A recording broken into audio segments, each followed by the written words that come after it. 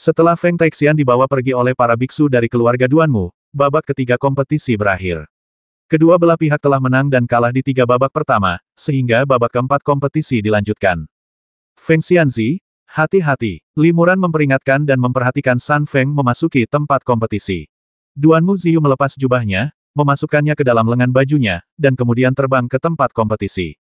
Perisan, aku merasa terhormat. Duanmu Ziyu tidak terburu-buru menyerang. Ia memberi hormat dengan sopan dan berkata, timmu benar-benar penuh dengan ahli.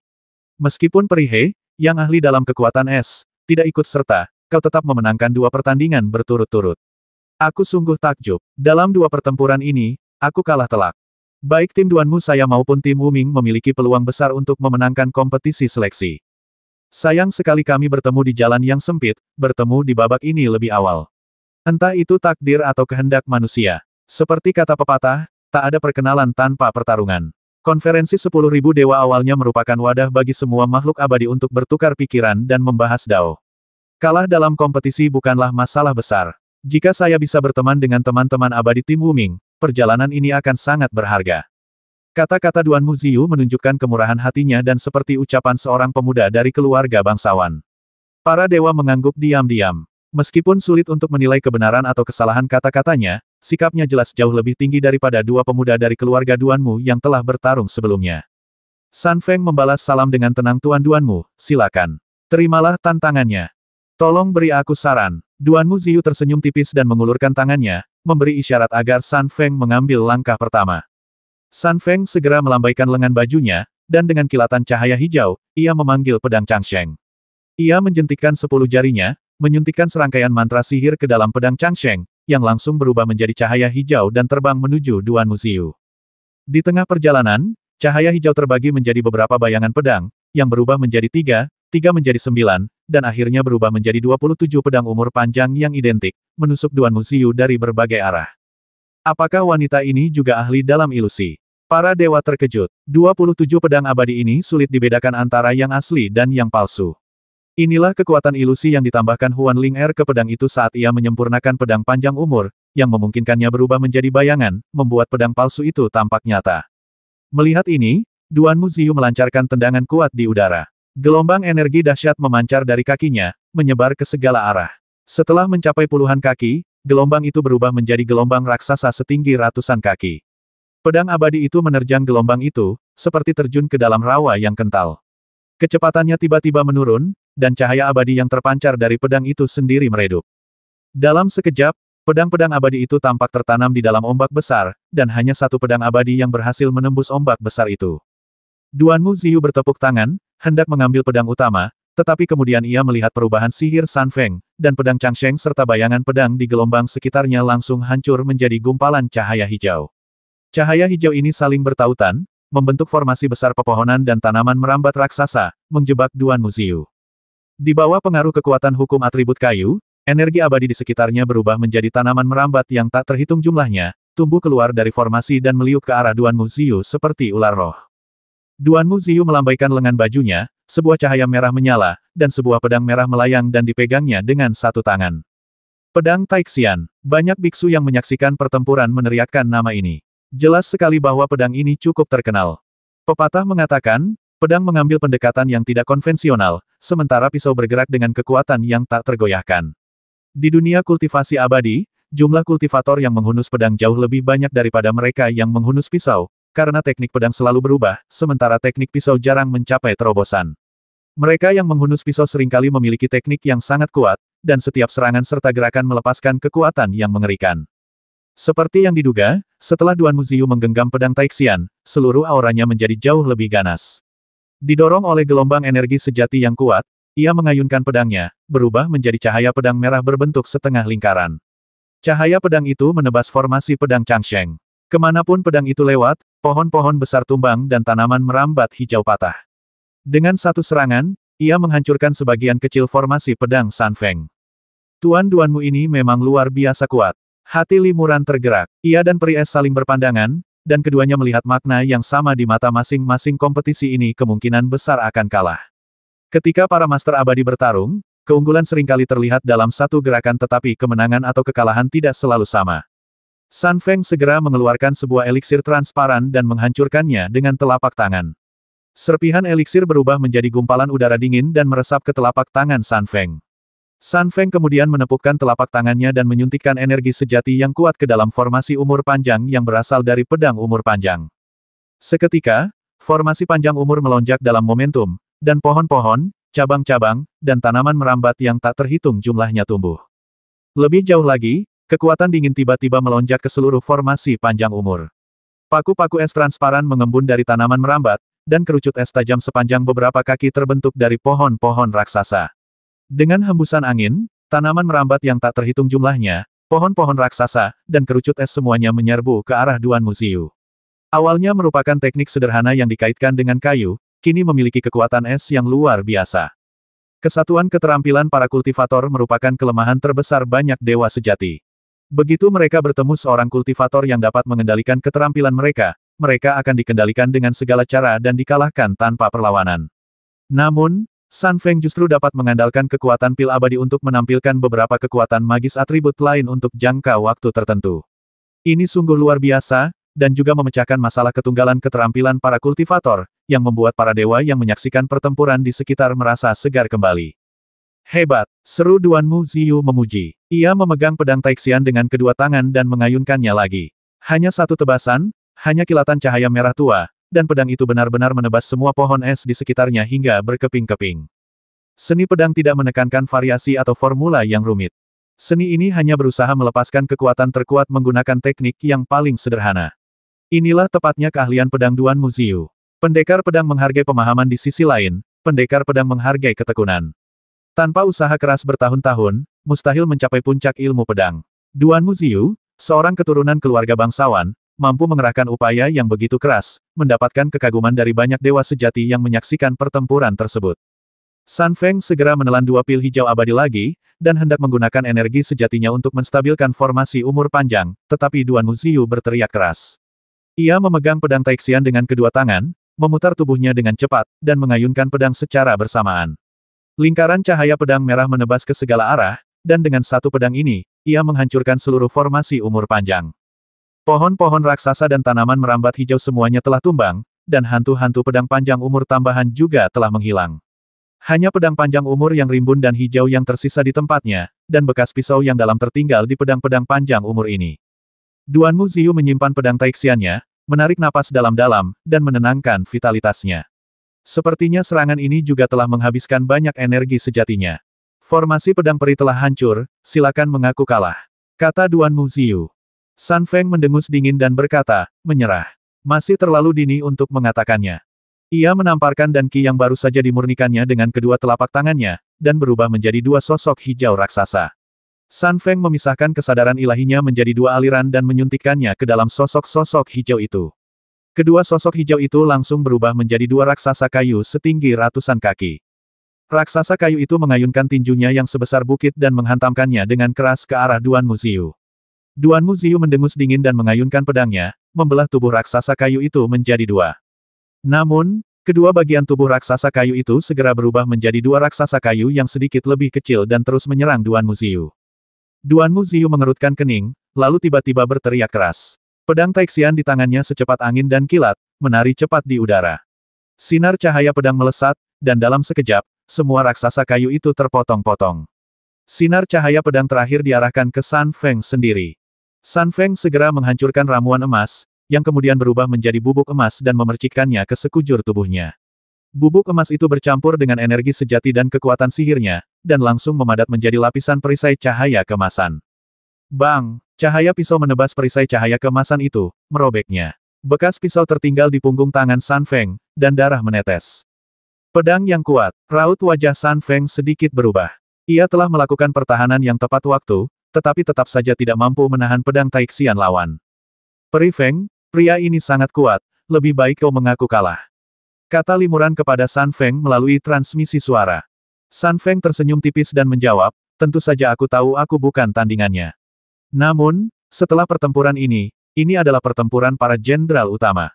Jika aku bisa menguras sedikit energi sejatinya, rekan Daoisli akan memiliki peluang lebih kecil untuk mengalahkannya dalam pertempuran para jenderal utama. Karena itu, aku tidak boleh menyerah begitu saja. Sun Feng selesai berbicara, dan dengan jentikan lengan bajunya, ia mengeluarkan 7 atau 8 botol obat. Ia mengulurkan jarinya dan melepaskan aliran energi vital, menghancurkan ramuan di dalam botol menjadi bubuk pil yang tak terhitung jumlahnya. Sun Feng menarik napas dalam-dalam, dan bubuk itu tersapu angin dan terserap ke dalam tubuhnya. Sun Feng memiliki tubuh seorang abadi eliksir. Seluruh tubuh dan kulitnya dapat langsung menyerap khasiat obat dari eliksir tersebut, dan kecepatan pemurniannya 100 kali lebih cepat daripada seorang kultivator biasa. Setelah menyerap puluhan eliksir, energi yang dipancarkannya tiba-tiba menjadi sangat dahsyat.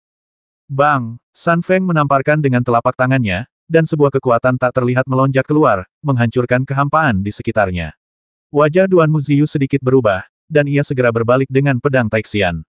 Dalam sekejap pedang itu, tubuhnya berteleportasi 100 kaki jauhnya, menghindari telapak tangan itu. Kekuatan telapak tangan itu mendarat di perisai cahaya di sekitarnya, menghancurkan cetakan telapak tangan 5 jari berukuran beberapa kaki. Para kultivator di dekatnya terkejut dan menghindar ke samping. Sun Feng melayangkan beberapa pukulan dengan bang-bang, namun Duan Muziu terus menghindar dan tidak menerima pukulan secara langsung. Mengonsumsi eliksir atau melakukan teknik rahasia tertentu untuk meningkatkan kekuatan sihir seorang kultivator secara signifikan dalam waktu singkat bukanlah hal yang aneh, tetapi seringkali tidak bertahan lama. Duan Muziu menyadari hal ini dengan baik, jadi ia menghindari pertarungan, menunggu efek obat Sun Feng menghilang, agar ia tidak lagi menjadi ancaman. Sun Feng meraih pedang panjang umur dari udara, lalu menariknya kembali ke genggamannya. Semburan esensi sejati yang kuat mengalir ke dalam pedang, dan bekas luka di permukaannya dengan cepat menghilang berkat nutrisi esensi sejati yang luar biasa ini. Pedang panjang umur tiba-tiba membesar 1000 kali lipat, lalu 10.000 kali lipat. Energi pedang yang dipancarkannya berubah menjadi cabang dan daun yang lebat, tubuhnya berubah menjadi batang pohon raksasa. Dalam sekejap, pedang panjang umur berubah menjadi pohon yang menjulang tinggi, memenuhi seluruh ruang kompetisi dan hampir menghancurkan penghalang cahaya. Sekarang kau tak punya jalan keluar. Sun Feng mendengus dingin, dan mencurahkan seluruh energi sejatinya ke pohon raksasa itu dengan segala cara. Cabang, daun, dan akar pohon raksasa itu hampir memenuhi seluruh perisai cahaya. Cabang dan daun ini kemudian berubah menjadi pedang tajam atau tanaman merambat hijau, menyerang Duan Muziu. Menurut aturan, keluar dari perisai cahaya berarti mengakui kekalahan, jadi Duan Muziu tidak punya cara untuk menghindarinya. Ia hanya bisa mengangkat pedang Taixian di tangannya dan menebasnya sekuat tenaga. Dengan kilatan pisau, cabang-cabang dan daun-daun yang tak terhitung jumlahnya hancur menjadi bintik-bintik cahaya hijau tetapi tak lama kemudian sejumlah besar pedang kayu dan tanaman merambat hijau menyerang dari segala arah dan terus menyerang Duan Muziu. Pedang berharga Duan Muziu menebas hampir tanpa henti, kilatan cahaya pedang menyambar dari lanskap hijau, menghancurkan tanaman merambat di sekitarnya menjadi titik-titik cahaya hijau kecil. Meskipun dahan dan dedaunan pohon raksasa itu menyulitkannya untuk mendekat, serangannya tak kenal ampun, tak menunjukkan tanda-tanda melemah atau melemah. Setelah beberapa saat menebas, Duan Muziu diam-diam terkejut. Dengan kecepatan seperti ini, bahkan jika dia memenangkan ronde ini, dia akan kehilangan banyak energi sejatinya. Ronde berikutnya akan menjadi pertempuran umum utama, di mana dia akan menghadapi limuran yang sama tangguhnya. Jika energi sejatinya terkuras habis, dia akan berada dalam posisi yang sangat tidak menguntungkan dalam pertempuran umum utama. Memikirkan hal ini, Duan Muziu mengumpulkan kekuatan sejatinya dan tiba-tiba mengayunkan pedangnya sekuat tenaga. Tubuhnya berputar bersama pedang, dan setelah 3 putaran, 3 cahaya pedang melingkar menebas ke segala arah. 3 serangan ini merupakan perwujudan keahlian Duan Muziu sepanjang hidupnya, momentumnya luar biasa dahsyat. Kemanapun bilah pedang itu bergerak, semuanya terpotong berkeping-keping. Bahkan batang pohon yang menjulang tinggi itu pun terpotong 3 kali, hampir terbelah 2. Namun, setelah Sun Feng menelan ramuan ajaib, gelombang energi vital melonjak keluar dari tubuhnya dan menyatu dengan dahan dan daun pohon-pohon raksasa di sekitarnya. Batang pohon raksasa itu memancarkan cahaya hijau, dan bekas-bekas pisau yang dalam pun sembuh total dalam sekejap. Duan Muziu diam-diam terkejut. Biasanya, eliksir digunakan untuk membantu meditasi dan kultivasi, dan efeknya lambat. Namun, sungguh mengejutkan bahwa lawannya benar-benar bisa menggunakan eliksir dalam pertempuran, dan kekuatannya sungguh luar biasa. Kekuatan sihir lawan yang bersumber dari kayu, khususnya, dikenal karena vitalitasnya yang tak terbatas. Jika ia tidak mengalahkannya sepenuhnya, kekuatan itu akan dengan cepat menyerap energi abadi di sekitarnya dan beregenerasi, menyebabkannya sakit kepala hebat. Pertarungan seperti ini hanya akan berujung pada pertempuran sengit. Jika ia tidak menunggu sampai ramuan abadi lawan habis, tidak akan ada pemenang. Duan Muziu mengerutkan kening dan mengeluarkan sebuah botol kecil berwarna merah tua berukuran sekitar 1 inci dari dadanya. Setelah ragu sejenak, ia mendongak dan meneteskan cairan abadi yang bening dari botol itu ke dalam mulutnya. Begitu cairan abadi yang bening itu masuk ke dalam mulutnya, Duan Muziu langsung menunjukkan ekspresi kesakitan yang luar biasa. Tubuhnya bergetar hebat untuk beberapa saat, lalu ia memuntahkan butiran darah bulat seukuran kepalan tangan. Setelah memuntahkan manik darah, wajah Duan Muziu memucat. Ia memutar pedang Taixian dan menembus manik darah tersebut. Manik darah tersebut langsung menempel di permukaan pedang Taixian, membentuk lapisan cahaya merah darah. Potong! Teriak Duan Muziu, dia mencengkeram pedang Taixian erat-erat dengan kedua tangan dan menebasnya sekuat tenaga lagi. Meskipun hanya satu serangan, ribuan cahaya pedang menebas bersama pedang Taixian, menyebabkan cabang-cabang dan dedaunan hijau di sekitarnya tumbang. Lingkaran cahaya pedang ini bagaikan gelombang yang tak terhentikan, menghancurkan cabang-cabang dan dedaunan pepohonan tinggi di sekitarnya dengan mudah. Akhirnya, gelombang ribuan bilah pedang itu mengelilingi batang pohon yang menjulang tinggi dan menelannya. Boom! Setelah ledakan keras, batang pohon yang menjulang tinggi itu hancur berkeping-keping, dan semuanya kembali ke bentuk aslinya. Hanya pedang keabadian yang dipenuhi bekas pisau yang tersisa di udara. Cahaya abadi pedang itu telah meredup, dan rusak parah. Pedang itu tidak bisa lagi digunakan dalam waktu singkat. Para makhluk abadi terkejut. Pedang ini cukup kuat untuk menghancurkan harta karun abadi. Hanya sedikit dari mereka yang mampu menahannya dengan aman. Peri kalah. Duan Muziu menarik napas dalam-dalam beberapa kali, lalu mengangkat pedang Taixian dan menyerbu ke arah San Feng. Masih terlalu dini untuk mengatakannya. San Feng masih menolak untuk mengaku kalah. Ia mengeluarkan pil hijau tua, menggigit bibir bawahnya dengan gigi putihnya, dan setelah sedikit ragu, menelannya. Tiba-tiba, aura mengerikan memancar dari tubuhnya, berubah menjadi kabut hijau tua.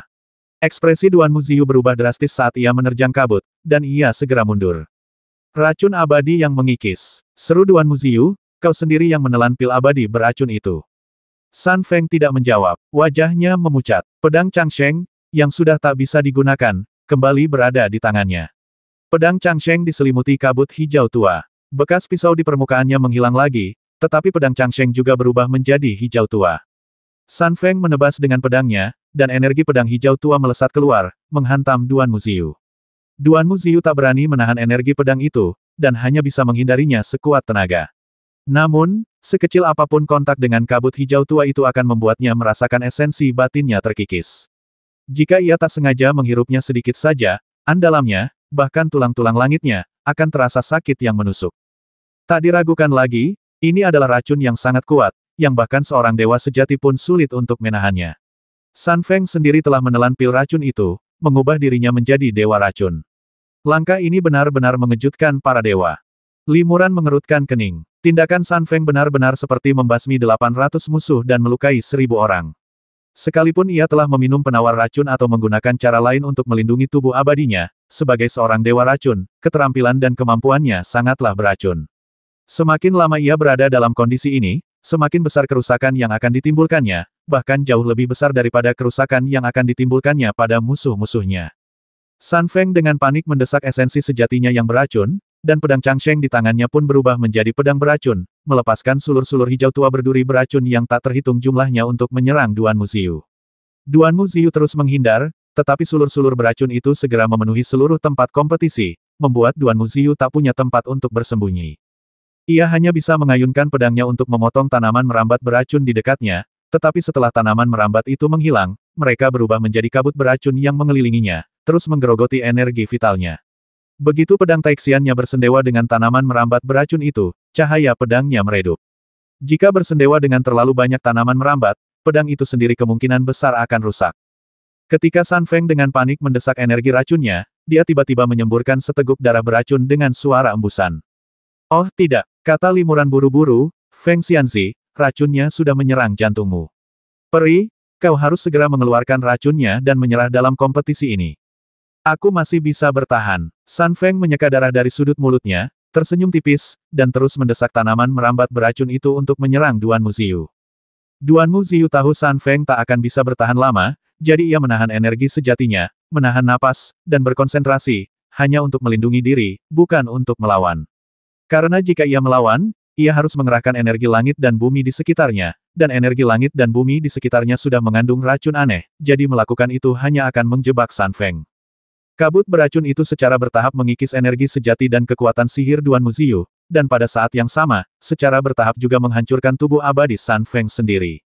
Wow, San Feng meludahkan seteguk besar darah lagi, dan kabut beracun berwarna hijau tua melayang keluar dari darah itu, yang jelas sangat beracun. Berhenti, teriak Limuran cepat-cepat. Sebagai komandan, aku mengaku kalah atas nama tim kita. Aku tidak akan mengaku kalah. Kata San Feng tegas, kalau aku bertahan sedikit saja, racunnya akan masuk ke tubuhnya. Kita lihat saja bagaimana dia bisa kalah dalam pertempuran para jenderal utama. Melihat San Feng masih bersikeras, Limuran segera berkata kepada pengawal abadi bersirah emas yang memimpin kompetisi, teman pengawal emas, tolong umumkan akhir kompetisi. Kami mengaku kalah. Garda abadi bersirah emas tampak malu ya, karena kontestan berpikiran jernih dan tidak mau mengakui kekalahan, aku tidak bisa menghentikan kompetisi. Perisai cahaya itu penuh dengan kabut beracun. Jika Garda Abadi bersirah emas bergegas masuk dan dengan paksa menghentikan kompetisi, ia juga akan kehilangan energi sejati yang besar. Ia tidak akan melakukan itu. Pada saat ini, San Feng tiba-tiba mengerahkan seluruh energi aslinya, berubah menjadi embusan angin, menyapu kabut beracun di sekitarnya, membentuk naga beracun hijau tua yang besar, dan menelan Duan Muziu dalam sekali teguk. Setelah melakukan semua ini, tubuh San Feng melunak dan dia hampir pingsan. Melihat ini, Limuran tak lagi peduli dengan aturan kompetisi dan bergegas masuk ke dalam perisai cahaya. Ia melambaikan lengan bajunya untuk menggulung San Feng dan menekan telapak tangannya di punggung San Feng, menyuntikkan aliran energi murni untuk membantunya melindungi pikirannya. Hati-hati, kata San Feng buru-buru, Dao Youli, jangan biarkan racun dari makhluk abadi ini masuk ke tubuhmu. Jangan khawatir, kata Limuran, gas beracun kecil ini tidak akan melukaiku. Pada saat ini, terdengar suara bang yang keras, dan ribuan cahaya pedang menembus naga beracun itu dan mengalahkannya. Kemudian Duan Muziu, memegang pedang Taixian, terbang keluar, tetapi wajahnya pucat pasi, napasnya tidak teratur, dan tubuhnya gemetar. San Feng akhirnya tersenyum melihat pemandangan ini. Aku sudah melakukan yang terbaik, rekan Daoisli. Sekarang giliran komandanmu.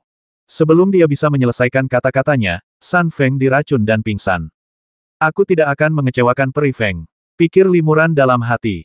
Ia menyerahkan burung Phoenix tunggal itu kepada Peri Bing dan Peri Huan Ling Er, yang telah terbang ke sana. Ia kemudian terbang ke Duan Muziu dengan pedang di tangan dan berkata, Tuan Duanmu, Anda memenangkan ronde keempat. Menurut aturan, ronde berikutnya akan menjadi pertarungan antara para jenderal utama untuk menentukan pemenangnya. Tolong beri saya saran. Oke, teriak Duan Muziu, lalu mengayunkan pedang Taixian di tangannya, mengarahkannya langsung ke Limuran. Namun, begitu ia mengangkat pedang itu, ia merasakan sakit yang tajam di dantiannya dan tak kuasa menahan diri untuk menjerit pelan. Jelas racun itu telah masuk ke tubuh Duan Muziu. Jika dia bertarung dengan Limuran saat ini, peluang Limuran untuk menang sangat tinggi. Berhasil, Limuran menebas dengan pedangnya, dan ribuan cahaya pedang bersinar seperti bintang, tetapi dia tidak menahan diri sama sekali. Tunggu, tiba-tiba, seorang pengawal abadi berbaju zirah emas terbang mendekat dan berteriak. Pengawal abadi ini jelas sangat berpengaruh di Istana Abadi. Bahkan pengawal abadi Wang, yang memimpin kompetisi, membungkuk hormat saat melihatnya. Penjaga abadi berbaju zirah emas itu berkata dengan lantang, sampaikan perintah Tetua Fan. Sebelum pertempuran utama, jika kekuatan sihir salah satu pihak rusak, pihak tersebut boleh beristirahat selama 1 jam untuk menunjukkan keadilan. Pernyataan ini kembali memicu kegemparan dan diskusi luas. Jika aturan ini sudah lama berlaku, tentu tidak akan ada gunanya dibahas tetapi mengangkatnya saat ini jelas merupakan tanda pilih kasih terhadap keluarga Duanmu. Tetua Fan memang memiliki hubungan dekat dengan banyak tetua keluarga Duanmu, jadi tindakannya tidaklah mengejutkan. Apa, Huan Ling Er geram, istirahat 1 jam saja sudah cukup untuk mengeluarkan racun dan memulihkan esensi sejatimu. Bukankah semua yang Peri Feng lakukan sebelumnya sia-sia? Kenapa kau menambahkan aturan ini di menit-menit terakhir? Sudah ada aturan seperti ini. Peri Feng tidak perlu menelan pil racun dan merusak esensi sejatinya. Penjaga abadi berbaju zirah emas itu membungkuk ke langit dan berseru, ini perintah dari Tetua Istana Abadi. Seleksi ini dipimpin oleh Tetua Fan. Apakah Anda berniat melanggar aturan? Aku tidak berani, kata Limuran dingin karena ini aturan baru, aku akan mematuhinya. Tuan Duanmu, aku akan menunggu 1 jam lagi, lalu memutuskan pemenangnya. Tapi, Huan Ling Er masih belum yakin. Ia hendak menjelaskan, tetapi Limuran menghentikannya. Limuran mengirim pesan suara kepadanya, jangan khawatir, Peri Huan. Aku tidak akan membiarkan usaha Peri Feng sia-sia. Duan Muziu merasa rileks dan bernapas lega setelah mendengar aturan baru yang diumumkan oleh Garda Abadi bersirah emas. Beberapa kultivator dari keluarga Duanmu pun langsung mengelilinginya, siap mengawalnya kembali ke gua terdekat untuk detoksifikasi dan pemulihan. Duanmu Ziyu menggelengkan kepalanya dan berkata, butuh waktu cukup lama untuk bolak-balik. Tunggu aku melindungi Dharma selagi aku bekerja di sini. Setelah mengucapkan hal ini, ia segera duduk bersila di udara, mengeluarkan beberapa ramuan, menelannya, lalu menghirup dan menghembuskannya sesuai dengan Dharma. Tak lama kemudian, San Feng perlahan tersadar. Melihat Limuran, ia langsung bertanya dengan cemas, apakah pertempuran antara kedua komandan sudah berakhir? Apakah rekan Daois Li menang atau kalah? Huan Ling'er mendesah pelan, kompetisi belum dimulai. Istana Abadi telah menambahkan aturan baru komandan boleh beristirahat selama 1 jam sebelum pertempuran terakhir. Ah, seru San Feng, dengan sedikit kekecewaan di matanya. Sesaat kemudian, ia tertawa getir dan berkata perlahan, seperti dugaanku, manusia memang berencana, dewa yang menentukan.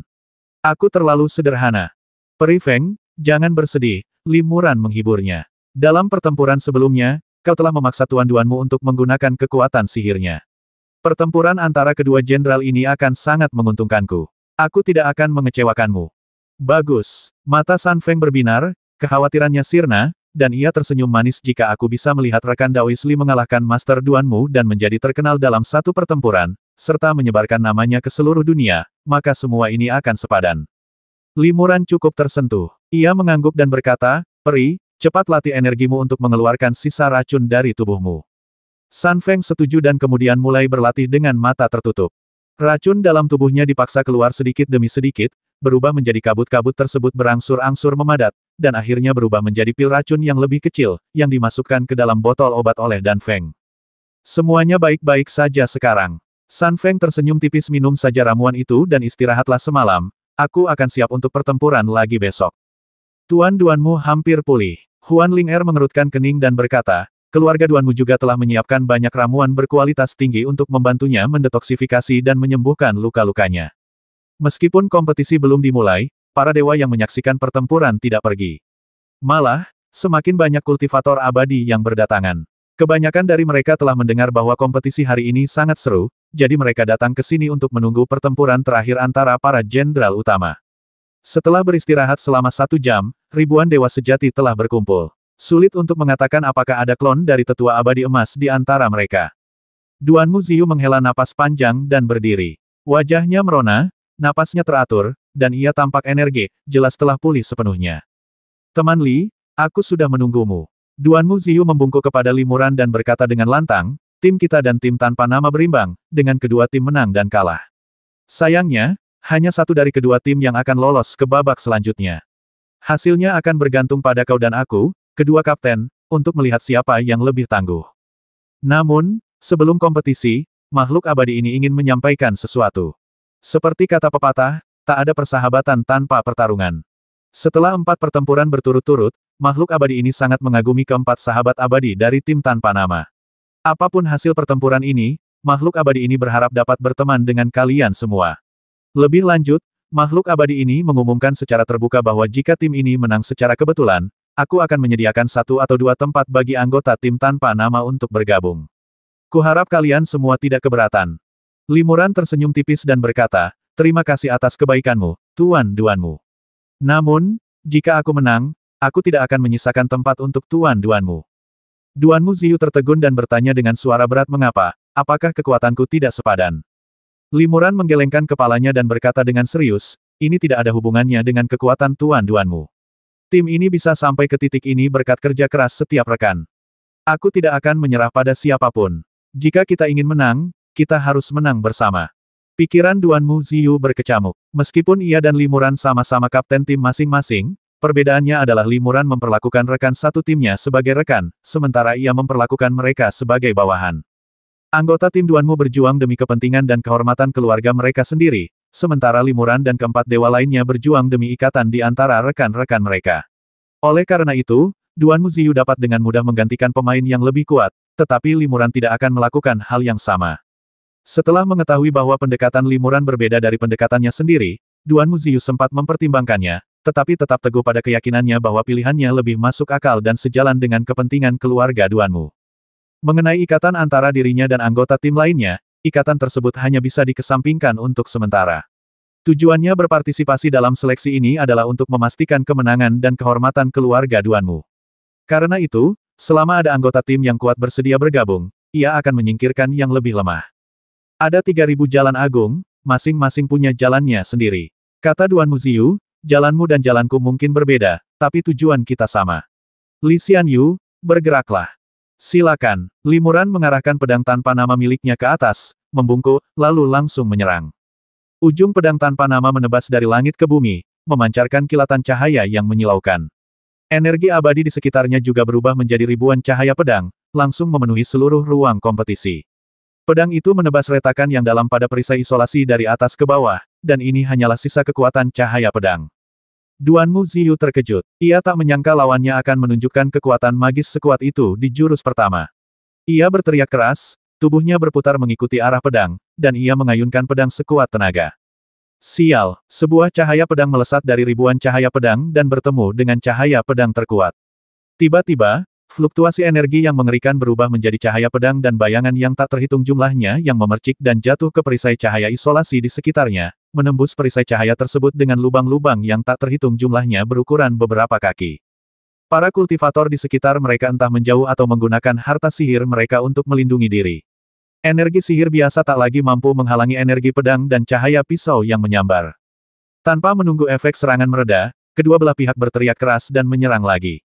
Seluruh penghalang isolasi sepenuhnya diselimuti cahaya pedang dan bilah pedang. Pedang tanpa nama milik Limuran awalnya adalah pedang abadi yang memiliki atribut cahaya. Biasanya, ketika digunakan, cahayanya menyilaukan, sehingga sulit untuk dilihat secara langsung. Kini, dengan kekuatan penuh, cahaya pedang tersebut memenuhi seluruh penghalang, membuat para abadi di sekitarnya tidak dapat melihat apapun. Bahkan pikiran ilahi pun kesulitan menembusnya, karena cahaya pedang Limuran bahkan dapat memusnahkan pikiran ilahi. Para makhluk abadi sesekali membuka mata dan melihat beberapa kilatan cahaya pisau merah di antara cahaya pedang yang terang, tetapi bahkan dengan mata abadi mereka, mereka tidak bisa menatap terlalu lama. Mereka hanya bisa menatap sebentar lalu menutup mata lagi, kalau tidak, mata mereka akan terasa tak tertahankan. Namun, di tengah kilatan pedang dan golok, para dewa dapat dengan jelas mendengar suara klang-klang-klang yang nyaring dari pertarungan. Berdasarkan suara-suara itu, mereka dapat memperkirakan bahwa keduanya telah bertukar lebih dari 10 jurus dalam waktu sesingkat itu. Tiba-tiba, suara itu berhenti, keduanya terpisah, cahaya dan bayangan pedang menghilang dan lenyap, dan sosok Limuran dan Duanmu Ziyu muncul di depan para dewa. Bagus sekali, puji Duanmu Ziyu. Tubuhnya sedikit bergetar, dan lapisan baju besi abu-abu lembut di tubuhnya tiba-tiba retak menjadi lebih dari selusin retakan. Luka berdarah yang dalam terlihat di retakan tersebut, dan darah merembes keluar. Tuan muda Duanmu terluka. Kultivator keluarga Duanmu terkejut. Namun, Limuran juga terhuyung, jejak darah menetes dari sudut mulutnya. Jubah abadinya juga robek dan koyak, dengan luka-luka muncul di seluruh lengan dan kakinya. Namun, dadanya yang vital tetap utuh, terlindungi oleh tudung abadi. Dalam konfrontasi awal ini, keduanya telah memberikan segalanya dan keduanya mengalami cedera ringan. Limuran diam-diam menyalurkan aliran energi sejati dari dantiannya, membawa sinar vitalitas untuk menyembuhkan luka-luka di tubuhnya, dan luka-luka ini pun sembuh dengan cepat. Limuran kemudian berteriak lagi, dan pedang tanpa nama di tangannya kembali menebas dengan sekuat tenaga. Hei, Duanmu Ziyu segera mengayunkan pedang Taixian dan melawan. Kedua lelaki itu bertarung lagi, dan pertarungan ini berlangsung selama 2 tarikan napas, tetapi pedang saling beradu lebih dari 10 kali. Setelah keduanya berpisah, para makhluk abadi itu menemukan bahwa mereka memiliki lebih banyak luka di tubuh mereka. Duanmu Ziyu mengulurkan jarinya untuk menyeka bekas pedang sepanjang 3 inci di pipinya dan terkekeh, katanya pedang itu menyerang dengan ketajaman yang tak biasa. Aku tak pernah menyangka pedang Dewa Li bisa mengeluarkan kekuatan sedahsyat itu. Aku belum pernah melihat kultivator selevelnya yang bisa menggunakan pisau sehebat itu. Limuran juga memuji lawannya. Ia mengulurkan telapak tangannya dan dengan lembut mengusap lengan kirinya yang terluka. Kemanapun telapak tangannya bergerak, vitalitas mengalir, pendarahan langsung berhenti, dan lukanya sembuh. Sepertinya ini akan jadi pertarungan yang sulit. Duanmu Ziyu mengerutkan kening. Siapapun yang menang, itu tidak akan mudah. Saat Duanmu Ziyu berbicara, dia mengangkat pedang Taixian di tangannya, siap melancarkan serangan dahsyat lainnya. Tunggu, teriak penjaga abadi berbaju zirah emas yang memimpin kompetisi dengan tergesa-gesa. Kedua sahabat abadiku, kenapa kalian tidak mencoba bertarung di panggung lain? Pertarungan kalian sebelumnya telah menghancurkan perisai isolasi di sini. Oke, Duanmu Ziyu setuju. Ia lalu bertanya pada Limuran, bagaimana menurutmu, rekan Daois Li? Limuran mengangguk dan tidak keberatan. Keduanya kemudian memasuki panggung kompetisi lain yang masih utuh. Penjaga abadi berbaju zirah emas masih memimpin kompetisi di luar perisai cahaya, tidak berani terlalu dekat dengan kedua makhluk abadi itu. Silakan. Setelah keduanya saling membungkuk, mereka segera mengeluarkan pedang dan pisau ajaib mereka dan mulai bertarung. Sinar cahaya pedang dan energi pedang terpancar dari pertempuran, mendarat di perisai cahaya di sekitarnya, menembus lubang-lubang pada perisai yang utuh. Beberapa penjaga abadi berzirah emas yang memimpin formasi bergegas ke tempat kejadian, melambaikan bendera formasi dan memenuhi udara dengan energi sejati untuk memperbaiki perisai cahaya yang mengisolasi. Meskipun sulit bagi para dewa untuk melihat rincian pertempuran, kekuatan yang ditampilkan cukup untuk mengejutkan mereka. Meskipun Limuran menggunakan pedang, ia tidak menggunakan trik apapun. Setiap pedangnya merupakan konfrontasi langsung dengan Duanmu Ziyu. Tidak ada ilusi tipu daya atau serangan diam-diam. Keduanya murni bersaing dengan kekuatan langsung dari kekuatan magis masing-masing. Apakah anak itu benar-benar seorang dewa sejati di masa awal? Banyak dewa bertanya-tanya hal yang sama. Duanmu Ziyu adalah seorang dewa agung, ilmu pedangnya dahsyat dan auranya luar biasa itu mudah diterima. Namun Limuran, yang jelas hanya seorang dewa sejati di masa awal, memiliki kekuatan magis yang begitu dahsyat, cahaya pedang yang dilepaskannya cukup kuat untuk langsung menantang pedang Taixian. Ini sungguh tak terbayangkan. Meskipun kultivasi dan ketenaran Duanmu Ziyu jauh melampaui Limuran, ia tidak memperoleh keuntungan apapun dalam kompetisi ini. Setelah pertempuran sengit, perisai cahaya itu kembali berlubang, dan Limuran serta Duanmu Ziyu pun terpisah. Setelah berpisah, keduanya terengah-engah, tubuh mereka sedikit gemetar, baju zirah dan pakaian mereka yang lembut berlumuran darah masing-masing. Jelas bahwa pertempuran ini tidak hanya menguras banyak energi sejati mereka, tetapi juga menyebabkan luka serius. Duanmu Ziyu menarik napas dan beristirahat sambil menatap Limuran. Ia tersenyum getir dan berkata, kalau kita terus bertarung seperti ini, siapapun yang menang, aku khawatir kita tidak akan bisa bertarung lagi besok. Terus kenapa? Kita masih harus memutuskan pemenangnya. Limuran juga terengah-engah, berusaha menyesuaikan energi sejati yang rusak dan kacau, sambil berusaha sekuat tenaga memulihkan luka tusuk yang dalam di tubuhnya. Duanmu Ziyu menghela napas, mengapa Li Xianyu berjuang begitu keras? Dewa ini berkata bahwa apapun hasilnya, Li Xianyu dapat terus maju ke babak berikutnya. Dewa ini pasti akan mengundang Li Xianyu untuk bergabung. Limuran menggelengkan kepalanya dan berkata dengan suara berat, kompetisi ini bukan tentang menang atau kalah. Aku hanya tidak ingin mengecewakan rekan-rekanku. Ah! Limuran berteriak lagi tanpa menunggu lukanya sembuh sepenuhnya, dan menghunus pedang tanpa nama miliknya, yang sudah penuh dengan bekas pisau, dan menyerang Duanmu Ziyu lagi. Kilatan pedang dan pedang itu berkilauan, dan dari waktu ke waktu, garis-garis energi pedang menembus perisai cahaya, mengejutkan para makhluk abadi yang menyaksikan pertempuran di sekitar dan menyebabkan mereka menjauh. San Feng, Bing Xianzi dan yang lainnya semua tampak khawatir, bertanya-tanya apa hasil dari pertempuran sulit ini. Limuran dan Duanmu Ziyu segera berpisah lagi, kali ini keduanya terluka lebih parah. Lengan Limuran patah, dan hampir separuh tubuh abadi Duanmu Ziyu terputus.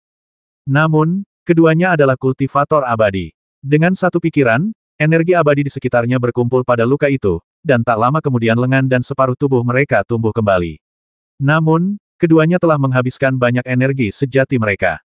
Sudah waktunya untuk mengakhiri pertempuran sengit ini. Kata Limuran lembut. Ia melambaikan lengan bajunya dan puluhan jimat peri beterbangan satu demi satu dan menggantung di hadapannya satu persatu. Duanmu Ziyu mendesah pelan. Ia tidak ahli dalam teknik ini. Meskipun ia telah membeli sejumlah besar jimat abadi sebelumnya, ia tidak bisa mengaktifkan semuanya dalam waktu singkat seperti Limuran. Jika ia berada di puncaknya, ia mungkin punya kesempatan untuk menahan kekuatan jimat abadi ini, tetapi saat ini, ia sama sekali tidak mampu. Limuran hendak mengaktifkan jimat-jimat abadi ini satu persatu, tetapi ia mendengar Duanmu Ziyu berkata, tidak perlu. Aku menyerah. Jimat-jimat abadi ini tidak mudah disempurnakan, jadi rekan abadi Li harus menyelamatkannya. Limuran tertegun sejenak, lalu mengangguk kecil dan mengambil kembali jimatnya. Terima kasih. Limuran membungkuk, dan kompetisi pun berakhir. Tepuk tangan meriah terdengar di mana-mana. Meskipun kemenangan atau kekalahan tak ada hubungannya dengan para dewa, mereka tentu saja bersemangat tinggi setelah menyaksikan kompetisi yang begitu hebat, dan mereka bahkan mendapatkan beberapa wawasan. Tepuk tangan itu merupakan tanda kecil apresiasi mereka. Tuan muda, apa yang harus kita lakukan? Tim tanpa nama benar-benar mengalahkan keluarga Duanmu. Ini bertentangan dengan rencana awal Anda. Seorang kultivator berbisik di telinga Namong Ren. Namong Ren mengerutkan kening dan berkata, aku tak pernah menyangka tim Wuming akan sekuat ini. Akibatnya, He Xiangzi, yang ahli dalam kekuatan es, kemungkinan besar tidak akan bergabung dengan tim kita. Namun, ada kabar baik. Setidaknya tim keluarga Duanmu telah tereliminasi, dan kita telah menyingkirkan musuh yang kuat. Tetapi, bagaimana kalau tim kita bertemu dengan tim tak dikenal di kompetisi berikutnya, kata biksu itu dengan cemas lagi. Ekspresi wajah Namong Ren sedikit berubah, dan dia berkata, hal semacam ini tidak boleh terjadi. Tuan muda ini ingin secara pribadi mengunjungi beberapa tetua Istana Abadi, dan dia tidak boleh bertemu tim Wuming di kompetisi berikutnya. Keluarga Duanmu, favorit untuk seleksi, secara tragis tersingkir di babak keempat, sebuah fakta yang dengan cepat menyebar ke seluruh Istana Yuran. Tim yang menyingkirkan mereka, tim tanpa nama, bangkit dari ketidakjelasan menjadi ketenaran dalam semalam, menjadi salah satu tim yang paling dicari dalam kompetisi seleksi. Malam itu, Li Muran dan yang lainnya sedang memulihkan diri di Istana Abadi, tetapi Duanmu Ziyu datang mengunjungi mereka semalam. Tanpa menunggu Li Muran dan yang lainnya menanyakan tujuannya, Duanmu Ziyu tersenyum dan menyatakan tujuannya Dewa Abadi ini datang ke sini untuk merekomendasikan diriku. Dewa Abadi ini ingin meminta tempat di tim Li Xianyu. Li Muran menggelengkan kepala dan berkata, sudah kujelaskan dengan sangat jelas. Keberhasilan tim kita mencapai babak ini adalah hasil kerja keras seluruh anggota tim, bukan hanya kerja kerasku sendiri. Aku tidak akan dan tidak berhak meninggalkan rekan-rekanku. Duanmu Ziyu mencoba membujuk Li Muran, tetapi melihat tekadnya, ia berhenti mendesaknya. Ia berkata, sejujurnya, meskipun tim keluarga Duanmu tereliminasi, beberapa tim yang lolos ke babak selanjutnya sudah mengundang saya. Saya masih bisa berpartisipasi dalam kompetisi seleksi. Lain kali saya bertanding, tim manapun yang saya wakili, saya tidak akan mudah kalah dari kalian, teman-teman abadi. Li Muran dan yang lainnya kemudian mengantar Duanmu Ziyu keluar dari rumah abadi. Keesokan paginya, mereka mendengar desas-desus bahwa banyak tim memang mengundang Duanmu Ziyu, tetapi Duanmu Ziyu sebenarnya memilih untuk bergabung dengan tim Namong Ren. Namun, Duanmu Ziyu meminta, selain dirinya, seorang kultivator dari keluarga Namong juga bergabung, dan Namong Ren menyetujui permintaan ini. Jadi, tim ini terdiri dari 2 biksu dari keluarga Namong, 2 biksu dari keluarga Duanmu, dan beberapa pengganti. Komandan utamanya masih di tangan Namong Ren. Meskipun kedua keluarga besar kultivasi abadi ini biasanya bersaing satu sama lain secara diam-diam, begitu mereka memiliki kepentingan yang sama, mereka tidak akan ragu untuk bekerja sama, menggabungkan kekuatan, dan memanfaatkan sumber daya satu sama lain. Li Muran dan yang lainnya juga cukup khawatir bertemu dengan tim ini yang menjadi lebih kuat setelah eranisasi, tetapi mereka beruntung dan tidak bertemu tim ini di kompetisi berikutnya. Pada ronde kelima kompetisi, San Feng dan ketiga peri lainnya memenangkan pertarungan masing-masing, dan pada akhirnya Li Muran memenangkan kompetisi tanpa harus bertarung dan pada ronde ke-6, Li Muran telah pulih sepenuhnya dengan bantuan serangkaian pil abadi kelas atas, dan dia, Peri Es, dan Peri Huan juga masing-masing memenangkan satu permainan, dengan mudah memasuki ronde ke-7. Saat ini, hanya tersisa 4 tim dari babak seleksi. Karena hanya 2 tim yang bisa mewakili Asgard, memenangkan pertandingan final akan memastikan mereka menjadi salah satu dari 2 tim tersebut. Huan Ling-er, yang sedang mengumpulkan informasi, kembali ke kediaman abadi dan berkata kepada Li Muran dan yang lainnya, aku sudah mengetahui semuanya. Lawan terakhir kita, tim Savage, tidak pernah berganti anggota. Konon tim ini terdiri dari 4 kultivator independen yang telah berlatih di alam abadi Savage selama bertahun-tahun.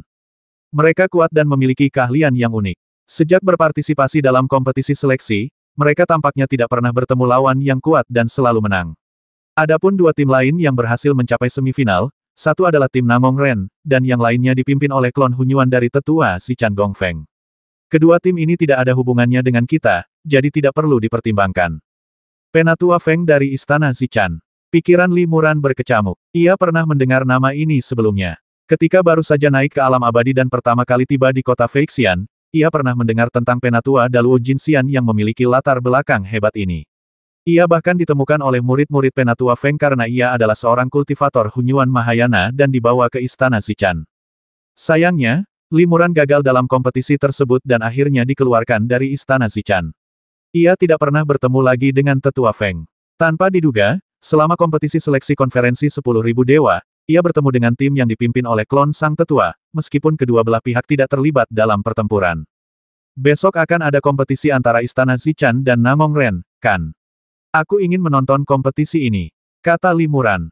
Menang atau kalah tidak ada hubungannya dengan kita, jadi buat apa repot-repot menonton. Kata San Feng, kenapa tidak istirahat saja seharian? Lusa adalah hari kita bertanding. Anggap saja ini sebagai kesempatan untuk melihat dunia. Kata Limuran, aku juga sangat ingin tahu seperti apa rupa klon Hunyuan milik Tetua Feng. Keesokan paginya, sejumlah kultivator abadi telah berkumpul di dekat arena kompetisi yang lebih besar. Mereka melayang-layang di udara, mengobrol dan tertawa pelan, dan fokus percakapan mereka tak diragukan lagi tertuju pada 4 tim terakhir yang tersisa. Limuran dan keempat dewa lainnya juga datang ke sini bersama. Ketika para dewa melihat mereka, mereka semua membungkuk dari kejauhan atau mengangguk sedikit untuk memberi salam. 4 sahabat abadi kita berhasil mencapai semifinal. Sepertinya nama tim perlu diubah. Seorang Taixian tua terbang mendekat dengan senyum lebar di wajahnya. Ia memberi hormat kepada Limuran dan yang lainnya satu persatu, lalu berkata sambil tersenyum, saat ini, tim sahabat abadi kita bukan lagi tanpa nama, melainkan telah menjadi tim yang terhormat. Setelah Limuran dan yang lainnya mengembalikan hadiah itu, lelaki tua itu melanjutkan, hari ini bukan hari bagi kalian, sahabat abadi, untuk berkompetisi. Kupikir kalian tidak akan muncul, tapi aku tidak menyangka kalian semua akan ada di sini bahkan sebelum kompetisi dimulai. Limuran tersenyum tipis dan berkata dengan tenang, kami di sini untuk memperluas wawasan dan mengenal tempat serta suasana babak final kompetisi. Li Xianyu sudah siap, dan memang seharusnya begitu. Pria tua itu mengalihkan pembicaraan dan berkata, kebetulan sekali. Lawanmu besok, tim Savage, adalah tim yang sama yang menyingkirkan aku dan yang lainnya 2 ronde lalu. Hati Limuran tergerak mendengar ini, dan ia berkata dengan penuh minat, jadi, rekan abadi ini pernah bertanding dengan mereka sebelumnya. Bisakah kau menceritakan detailnya agar kami bisa bersiap? Ada banyak kompetisi yang berlangsung bersamaan, dan kami tidak tahu siapa lawan kami selanjutnya, kami juga tidak pergi menonton pertandingan tim barbar ini. Hanya masalah kata-kata, aku siap melayanimu. Pria tua itu terkekeh dan melanjutkan, keempat kultivator di tim barbar itu semuanya berada di level Dewa Agung. Mereka tidak pernah berganti anggota tim, dan mereka tidak pernah kalah dalam satu pertandingan pun. Namun, para dewa itu semua mengatakan mereka belum pernah bertemu tim yang sangat dihormati selama ini, jadi kekuatan mereka tidak jelas. Tapi aku sendiri pernah berlatih tanding dengan mereka, dan aku yakin kekuatan mereka mungkin tidak kalah dari keempat teman abadi kita. Oh, tolong ceritakan lebih detail, wahai makhluk abadi. Huan Ling San Feng, dan yang lainnya juga sangat tertarik dan mendengarkan dengan saksama kata-kata lelaki tua itu. Lelaki tua itu berkata, keempat Taixian dari tim Savage mengaku sebagai kultivator independen yang telah menjelajahi alam abadi Savage selama bertahun-tahun. Pemimpin mereka terkadang memancarkan energi ibel saat menggunakan keterampilan dan kekuatan magis tertentu. Ia pasti seorang kultivator ibel yang telah berkultivasi untuk menjadi abadi. Namun, ia tidak pernah menunjukkan wujud ibelnya selama kompetisi, juga tidak pernah menggunakan harta abadinya, sehingga identitas aslinya tidak diketahui. Selain komandan, ada juga seorang kultivator wanita bermata merah darah. Kultivator wanita ini memiliki kekuatan magis yang luar biasa. Saat berduel, kau sama sekali tidak boleh menatap matanya, atau kau akan mudah kehilangan fokus dan kalah. Ada juga seorang pria parubaya dengan tubuh yang luar biasa besar dan kekuatan yang luar biasa.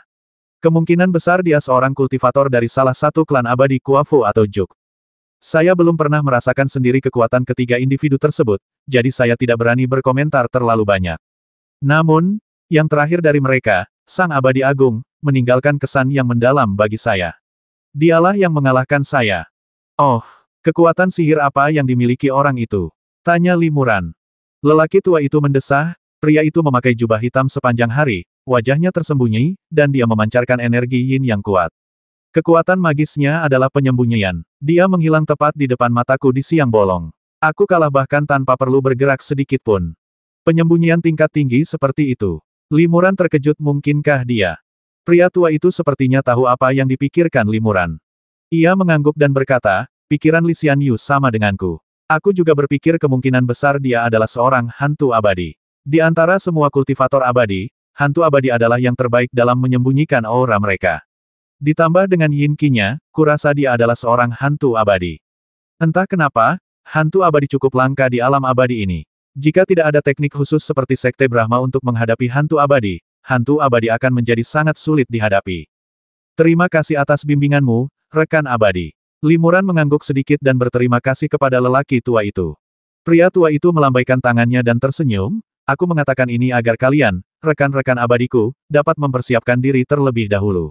Aku berharap kalian semua dapat menunjukkan keahlian kalian besok dan mempersembahkan kompetisi yang luar biasa untuk kalian semua. Aku juga punya motif egois. Aku berharap jika kalian menghadapi hantu abadi itu, kalian akan dapat mengungkap penyembunyiannya dan mengenali identitasnya.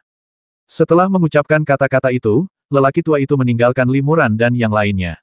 Semakin banyak kultivator berdatangan dari segala penjuru. Tak lama kemudian, lebih dari 1000 dewa sejati menyaksikan kompetisi di dekat tempat kompetisi. Ditambah dengan para kultivator tingkat rendah yang belum mencapai keabadian, totalnya ada 10.000 orang. Waktu keberuntungan semakin dekat, dan 8 dewa sejati dari kedua tim telah tiba. Duanmu Ziyu dan Namong Ren menyapa Limuran dan yang lainnya dengan sopan. Limuran hanya membalas salam tersebut, perhatiannya terfokus pada beberapa kultivator dari Istana Zichan. Tim Istana Zichan terdiri dari 5 atau 6 kultivator. Selain komandan utama, yang wajib berpartisipasi dalam setiap pertandingan, para kultivator lainnya bergantian bertanding. Limuran dengan cermat mengamati aura dan penampilan para kultivator, dan ketika tatapannya tertuju pada wajah salah satu kultivator Parubaya, ia tak kuasa menahan gejolak di hatinya. Siapa orang ini? Limuran menunjuk biksu Parubaya dari kejauhan dan bertanya pada Huan Ling-er. Itu komandan Istana Zichan. Konon dia klon Hunyuan yang dikultivasikan oleh tetua Feng. Kata Huan Ling-er. Jadi begitu. Limuran mengangguk diam-diam dan mendesah pelan. Huan Ling-er mendengar makna yang dalam di desahan Limuran dan menanyakan alasannya mungkinkah rekan Daois Li mengenali tetua Feng. Limuran menggelengkan kepalanya dan berkata, Penatua Feng itu telah mencapai tingkat Dewa Emas Daluo, dan hanya selangkah lagi untuk mencapai Dewa Emas Primordial. Namun, untuk mencapai tingkat Dewa Emas Primordial, seseorang harus memahami kekuatan primordial.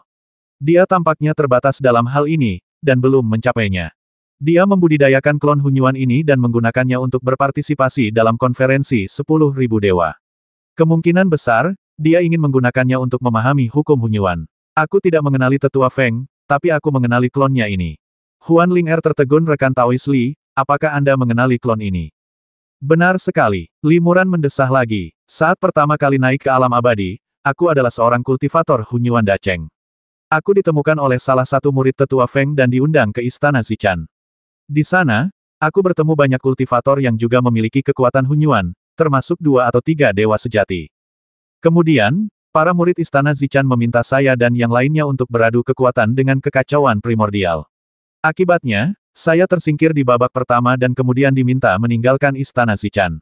Saya tidak tahu apa yang terjadi setelah itu. Namun, setelah melihat klon ini hari ini, aku mungkin sudah tahu apa yang akan terjadi selanjutnya. Karena klon ini adalah salah satu dari 3 kultivator Hunyuan yang memenangkan babak pertama kompetisi. Huan Ling-er terkejut ketika mendengar ini jadi, kompetisi ini hanya untuk Penatua Feng untuk memilih kandidat yang cocok dan menyempurnakan avatar. Kemungkinan besar begitu. Limuran mengangguk sedikit. Para makhluk abadi terdiam. Untuk menyempurnakan klon, kecerdasan tubuh aslinya harus dimusnahkan, yang sama saja dengan menggunakan klon untuk mengambil alih tubuh seorang kultivator. Terlebih lagi, kultivator yang tubuhnya diambil alih bahkan tidak dapat memasuki siklus reinkarnasi. Ia harus menunggu hingga klon tersebut runtuh dan jiwanya menghilang di antara langit dan bumi sebelum ia memiliki peluang kecil untuk bereinkarnasi. Untungnya, rekan Daois Li tidak terpilih. Kata San Feng perlahan. Limuran mendesah pelan. Meskipun kejadian ini sudah lama berlalu, ia masih merasa takut ketika memikirkannya sekarang. Diakui oleh tetua abadi emas seharusnya menjadi kesempatan besar, tetapi di balik kesempatan ini, mungkin juga ada jebakan besar. Awalnya, Limuran merasa kasihan saat ia kalah dalam kompetisi tetapi sekarang ia berpikir itu mungkin merupakan berkah tersembunyi. Kesempatan bisa menjadi berkah atau kutukan. Ada banyak cara di langit dan bumi, dan banyak makhluk abadi yang kuat dapat memahaminya, tetapi kata takdir adalah satu-satunya yang bahkan sulit dipahami oleh makhluk abadi. Kata Huan Ling-er perlahan. San Feng tiba-tiba berkata, dunia kultivasi abadi memang penuh bahaya. Banyak tokoh terkemuka menyembunyikan rahasia besar di baliknya. Meskipun konferensi 10.000 dewa ini konon diadakan untuk semua makhluk abadi guna membahas Dao, bahkan beberapa dewa surgawi dan dewa emas pun sangat antusias. Mungkinkah ada konspirasi memalukan di balik ini? 3 jam kemudian, pertandingan antara keluarga Namong dan Duanmu melawan Istana Zichan berakhir. Selain babak pertama yang dimenangkan oleh klon Hunyuan, Istana Zichan kalah 3 kali berturut-turut dari Namong Ren, Duanmu Ziyu, dan lainnya, yang akhirnya mengubah kekalahan menjadi kemenangan tanpa perlu pertempuran umum utama. Istana Zichan tampak cukup puas dengan hasil ini, karena tetua Feng awalnya bermaksud menggunakan kesempatan ini untuk membiarkan klon Hunyuannya berkompetisi dengan para dewa lainnya. Dengan tercapainya tujuannya, ia tidak lagi peduli apakah ia dapat terus berpartisipasi dalam konferensi 10.000 dewa. Setelah kompetisi, Nangong Ren mengundang klon Hunyuan untuk bergabung dengan tim, tetapi ia menolak. Setelah malam yang damai, keesokan harinya tibalah kompetisi akhir konferensi seleksi, yang juga merupakan kompetisi antara tim tidak dikenal Limuran dan tim Savage. Kompetisi ini tidak seramai kemarin, dan para kultivator dari kedua belah pihak jauh kurang terkenal dibandingkan kedua tim kemarin. Namun, karena ini adalah kompetisi terakhir, dan untuk menentukan tempat terakhir yang akan mewakili Istana Abadi ini di konferensi 10.000 dewa, penontonnya cukup banyak, sekitar beberapa ribu kultivator. Saat pengundian sebelum kompetisi, Limuran dan rekan-rekannya mengamati lawan mereka dengan saksama, memastikan bahwa mereka semua adalah kultivator asing yang belum pernah mereka temui sebelumnya. Meskipun Limuran dan rekan-rekannya telah menjelajahi alam abadi Savage selama berabad-abad, alam abadi Savage sangat luas dan tak terbatas.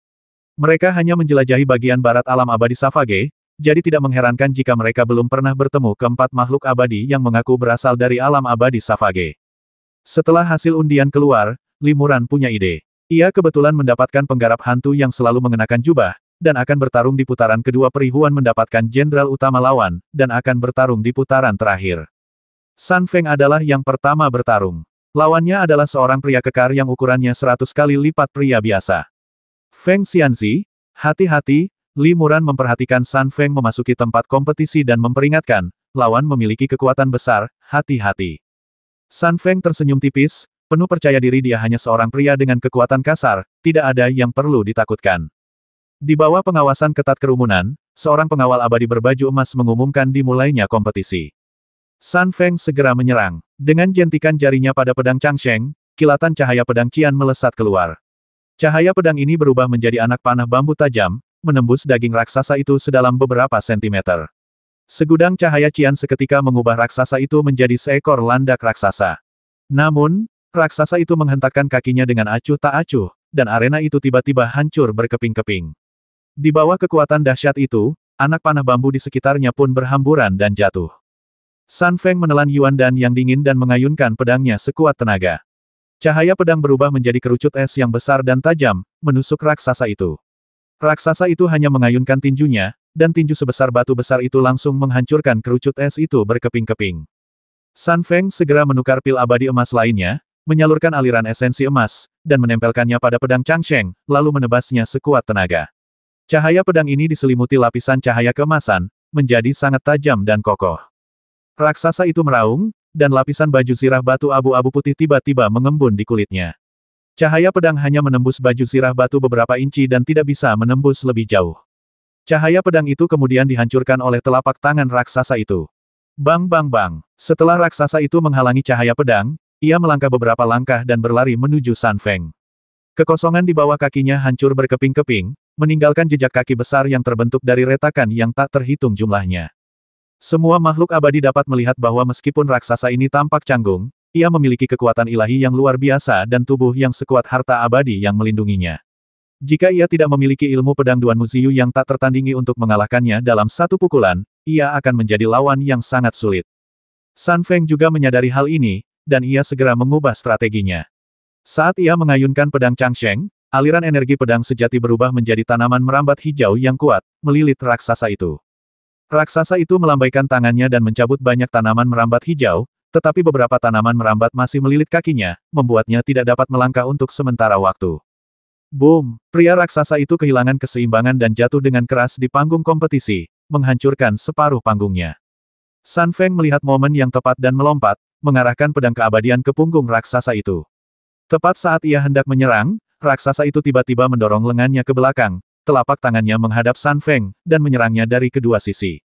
San Feng terkejut. Dengan satu pikiran, tubuhnya hancur menjadi aliran dan ki dan menghilang di antara telapak tangan raksasa itu. Bang! Serangan telapak tangan itu meleset, dan San Feng berhasil menghindarinya dengan bantuan teleportasi. Setelah San Feng muncul kembali, ia tak bisa menahan perasaan sedikit serius. Lawan ini jauh lebih licik dari yang ia bayangkan, sengaja mengungkap kelemahannya dan hampir menipunya. Raksasa itu mencibir, dan dengan sedikit tenaga, tanaman merambat hijau di kakinya segera hancur dan hancur menjadi bintik-bintik cahaya hijau. San Feng mengerahkan seluruh tenaganya lagi, dan ribuan tanaman merambat hijau melilit manusia raksasa itu secara melingkar, namun manusia raksasa itu hanya meraung, berjuang dengan tangannya, dan segera menghancurkan semua tanaman merambat hijau itu. Limuran diam-diam terkejut ketika melihat ini. Kekuatan ilahi ini luar biasa, dan dia jauh lebih rendah darinya. Jika aku menggunakan metode transformasi dari 1 Ki menjadi 3 Ki murni untuk mengubah kekuatan sihir menjadi kekuatan ilahi fisik, aku ingin tahu apakah aku bisa menandinginya. Pikir Limuran dalam hati. Raksasa itu mengubah pertahanan menjadi serangan. Setiap pukulan dan telapak tangannya mengandung kekuatan ilahi yang luar biasa, dan kekuatannya mengerikan. Sun Feng tidak berani menghadapinya secara langsung, mengandalkan kelincahannya untuk menghindarinya. Pukulan dan tendangan raksasa itu mendarat di mana-mana, menghancurkan perisai cahaya yang mengisolasinya hingga berkeping-keping. Para dewa perlahan menunjukkan ekspresi takjub. Pada saat ini, perisai cahaya isolasi telah diberkati oleh para penjaga Istana Abadi, dan kekuatan pertahanannya beberapa kali lebih kuat daripada batasan yang digunakan dalam kompetisi sebelumnya, tetapi tampaknya masih belum mampu menahan serangan raksasa ini. Dari mana datangnya kultivator ini? Kekuatan supernatural seperti itu sangat langka, bahkan di antara makhluk abadi seperti Kuafu dan Juk. Seharusnya dia sangat terkenal, tapi kenapa kita belum pernah mendengarnya sebelumnya? Banyak kultivator yang membahas hal ini. Sun Feng mengelak di berbagai sudut dekat perisai cahaya sambil memutar otak mencari cara untuk menangkalnya. Tiba-tiba, ia melihat sepasang mata sedang menatapnya dari luar perisai cahaya di dekatnya. Tanpa sadar ia menoleh ke belakang. Sekilas, Sun Feng benar-benar melihat sepasang mata merah darah. Mata merah darah ini bagaikan genangan darah tanpa dasar, yang dengan kuat menahan pikirannya dan membuatnya kehilangan kesadaran sesaat. Ketika kultivator tingkat tinggi bertarung, kemenangan atau kekalahan ditentukan dalam sepersekian detik. Begitu Sun Feng kehilangan fokus, tinju raksasa itu sudah terayun ke bawah. Sun Feng merasakan kekuatan dahsyat menyegelnya, dan tiba-tiba ia tersadar. Ia buru-buru mengalihkan pandangannya, lalu mengeluarkan energi sejati yang kuat dan beberapa ramuan emas dengan telapak tangannya, yang kemudian berubah menjadi lapisan perisai energi emas untuk menghadangnya. Sambil melawan sekuat tenaga, ia juga berusaha sekuat tenaga untuk menghindar ke belakang. Boom! Pukulan raksasa itu mendarat dengan keras, dan kekuatan sucinya menghancurkan perisai energi Sun Feng sepenuhnya, bahkan perisai cahaya yang mengisolasinya pun hancur berkeping-keping. Kekuatan yang tersisa mendorong Sun Feng hingga terpental jauh, dan ia terlempar keluar dari arena pertandingan melalui lubang tersebut. Hati-hati! Sun Feng mendengar suara yang familiar, dan pada saat yang sama merasakan kekuatan magis yang lembut namun terus-menerus di belakangnya, membantunya melarutkan kekuatan besar itu, lalu ia menstabilkan tubuhnya. Feng Xianzi, kamu tidak terluka. Limuranlah yang datang membantu. Sun Feng menghela napas, menggelengkan kepala, dan berkata, aku baik-baik saja, aku hanya tersingkir dari arena kompetisi. Sesuai aturan, aku kalah di ronde pertama ini. Tidak apa-apa, Peri Feng, istirahatlah. Kata Limuran, sekarang giliranku untuk bertindak. Rekan Taois Li, harap berhati-hati. Sun Feng memperingatkan melalui transmisi suara, kultivator wanita dengan pupil merah darah di sisi lain akan mengganggu kita selama kompetisi. Jangan pernah menatap matanya. Aku ceroboh sesaat, itulah mengapa aku kalah begitu cepat. Aku tidak tahu kekuatan magis apa yang dimiliki pupil merah darahnya. Bahkan melalui lapisan perisai cahaya isolasi, mereka bisa memiliki efek seperti itu. Aku mengerti. Limuran mengangguk diam-diam. Hilangnya kesadaran Sun Feng hanya sekejap mata, membuat para penonton sulit memahami apa yang telah terjadi. Terlebih lagi, metode kultivator wanita bermata merah itu begitu licik sehingga bahkan dia pun tidak menyadarinya, dan para pengawal abadi bersirah emas yang memimpin kompetisi juga pasti tidak menyadarinya. Sekalipun mereka mengungkapkan bahwa pihak lain telah melanggar aturan dan diam-diam membantu rekan mereka, hal itu tidak akan mencegah para pengawal abadi bersirah emas untuk membalikkan hasil pertandingan. Garda Abadi Bersirah Emas kemudian mengumumkan bahwa tim Savage telah memenangkan babak pertama. Beberapa Garda Abadi Istana Abadi melepaskan kekuatan magis mereka untuk memperbaiki perisai isolasi.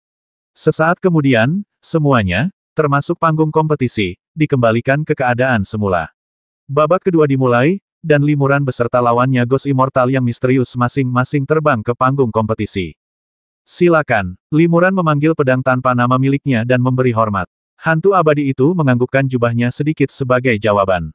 Limuran segera bertindak, mengayunkan pedang tanpa nama miliknya, dan ribuan cahaya pedang menebas ke arah peri hantu.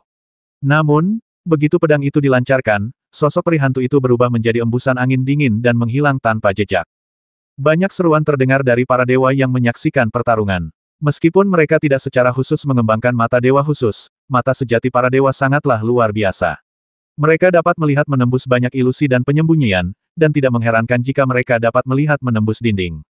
Namun, sungguh mengejutkan bahwa hantu abadi ini dapat menghilang di depan mata semua dewa. Bukan hanya tidak bisa dilihat dengan mata terbuka, tetapi juga tidak bisa dideteksi dengan kesadaran ilahi. Para makhluk abadi hanyalah penonton, dan tidak nyaman bagi mereka untuk menuangkan sejumlah besar kesadaran ilahi ke dalam perisai cahaya yang mengisolasi, sehingga mereka tidak dapat mendeteksi keberadaan hantu abadi tersebut. Limuran mengerutkan kening. Ia telah mengantisipasi hal ini dan menggunakan indera spiritualnya untuk mengunci pihak lain dengan erat, tetapi ia tidak menyangka bahwa setelah pihak lain menghilang, indera spiritualnya tidak dapat mendeteksi aura khusus apapun. Metode penyembunyian diam-diam semacam ini hanya bisa dilakukan oleh seorang hantu abadi. Dia pasti hantu abadi, pikir Limuran dalam hati. Pedang abadi Limuran tak henti-hentinya. Bila-bila cahaya pedang menembus udara, energi pedang yang dahsyat mengubah seluruh energi surgawi dan duniawi di sekitarnya menjadi cahaya pedang. Dalam sekejap, seluruh penghalang cahaya dipenuhi cahaya pedang. Namun, Limuran masih belum dapat menemukan keberadaan hantu abadi itu. Limuran diam-diam terkejut. Meskipun kebanyakan hantu abadi pandai bersembunyi, mampu menyembunyikan aura mereka tanpa jejak dan bersembunyi di bawah cahaya pedang yang ada di mana-mana mungkin bukan sesuatu yang bisa dilakukan oleh hantu abadi biasa. Limuran hanya menarik kembali tekniknya, dan cahaya pedang yang tak terhitung jumlahnya pun lenyap. Di arena kompetisi yang luas, hanya Limuran dan pedangnya yang tersisa. Keheningan menyelimuti. Selain lingkungan sekitar Limuran, tak ada setitik pun energi vital yang terlihat. Seluruh arena tampak membeku. Tiba-tiba, Limuran merasakan tatapan khusus dari luar perisai cahaya. Ia hendak menoleh untuk melihat tanpa sadar, tetapi tiba-tiba ia teringat akan pengingat San Feng, dan hatinya terkejut. Limuran segera menutup mata dan membalikkan telapak tangannya, memperlihatkan manik cahaya putih. Ia menyalurkan sedikit energi sejatinya untuk mengaktifkan manik putih tersebut, yang kemudian meledak dengan keras, berubah menjadi bola cahaya putih menyilaukan berukuran beberapa puluh kaki. Cahaya putih itu begitu menyilaukan hingga sesaat membutakan para makhluk abadi. Mereka semua memejamkan mata, tetapi tidak banyak yang terluka. Namun, seorang kultivator wanita berteriak kaget. Itu adalah kultivator wanita bermata merah dari tim Savage. Ia memejamkan mata erat-erat, air mata seperti darah menetes dari sudut matanya, pemandangan yang sungguh mengerikan. San Feng mencibir, merasa sangat senang. Wanita ini telah menggunakan pupil darahnya untuk membantu rekan-rekannya dalam duel, tetapi Limuran berhasil mengakalinya. Saat itu, ia sedang menggunakan pupil darahnya dan tidak bisa menutup matanya tepat waktu, sehingga ia terkena cahaya yang kuat dan terluka. Meskipun lukanya tidak serius, itu tentu tidak akan menghalanginya untuk menggunakan teknik ini melawan Limuran lagi untuk sementara waktu. Di saat perubahan mendadak ini, embusan angin dingin tiba-tiba menerjang punggung Limuran. Limuran seolah mengantisipasi hal ini dan tiba-tiba berbalik, dan mata dewa ketiga di antara alisnya terbuka. Tiba-tiba, semua yang ada di sekelilingnya menjadi gelap, tetapi dalam kegelapan itu, Limuran dapat melihat dengan teknik pupil gelapnya bahwa ada bayangan samar yang memegang pedang tulang dan menusuk ke arahnya. Pupil mata gelap Limuran langsung tertutup kembali, dan bersamaan dengan itu, dia menebas sekuat tenaga dengan pedang tak bernama di tangannya. Cahaya pedang yang sangat kuat menyambar, melelehkan segala sesuatu di sekitarnya. Para makhluk abadi hanya melihat perubahan cahaya dan kegelapan dalam sekejap, diikuti oleh cahaya pedang yang mengerikan ini, menerangi segalanya, bahkan perisai cahaya yang mengisolasi pun meleleh oleh cahaya pedang dan menciptakan retakan besar. Jeritan melengking datang dari udara, dan bayangan abu-abu samar muncul, tetapi separuh tubuhnya telah meleleh dalam cahaya pedang. Ternyata hantu abadi ini juga seorang kultivator wanita. Gumam Limuran dalam hatinya. Sosok peri hantu itu berubah menjadi gumpalan angin dingin dan menghilang. Meskipun terluka parah, ia tampak enggan menyerah. Limuran mendengus dingin dan sekali lagi melepaskan kemampuan mata gelapnya. Kali ini, kegelapan menyelimuti seluruh ruang kompetisi. Para dewa menyaksikan perisai cahaya itu berubah menjadi lubang hitam pekat tanpa dasar. Jeritan seorang wanita terdengar darinya, dan lubang hitam itu tiba-tiba menyusut, hanya tersisa beberapa kaki. Namun, sesosok bayangan abu-abu terperangkap di dalam lubang yang runtuh itu. Sosok abu-abu itu akhirnya menunjukkan wujud aslinya. Ia memang seorang hantu abadi. Jubahnya telah hancur, dan wajahnya yang pucat muncul di hadapan para makhluk abadi. Meskipun auranya menyeramkan, wajahnya tetap sangat indah. Namun, bagian bawah tubuh hantunya sudah tidak ada lagi. Aku mengaku kalah, kata hantu abadi itu dengan cepat. Terima kasih. Limuran membungkuk dan menarik kembali kekuatan sihirnya. Lubang hitam itu pun menghilang. Sang hantu abadi akhirnya terbebas dan melepaskan semburan Yinqi. Tubuh sang hantu abadi tumbuh kembali, meskipun dengan sedikit kehilangan esensi sejati. Bukan dia. Limuran menatap hantu abadi itu dan mendesah dalam hatinya. Saat pertama kali mendengar tentang kemunculan hantu abadi, ia langsung teringat Niseng, tetapi itu bukan kebetulan. Niseng mungkin telah naik ke alam abadi, tetapi alam abadi itu begitu luas sehingga bahkan di alam yang sama, peluang untuk bertemu dengannya sangat tipis. Dunia luar itu pasti punya sejarah yang hebat. Kalau kita bisa menemukan Nirvana atau Huoyun, kita mungkin bisa belajar banyak tentang apa yang terjadi saat itu.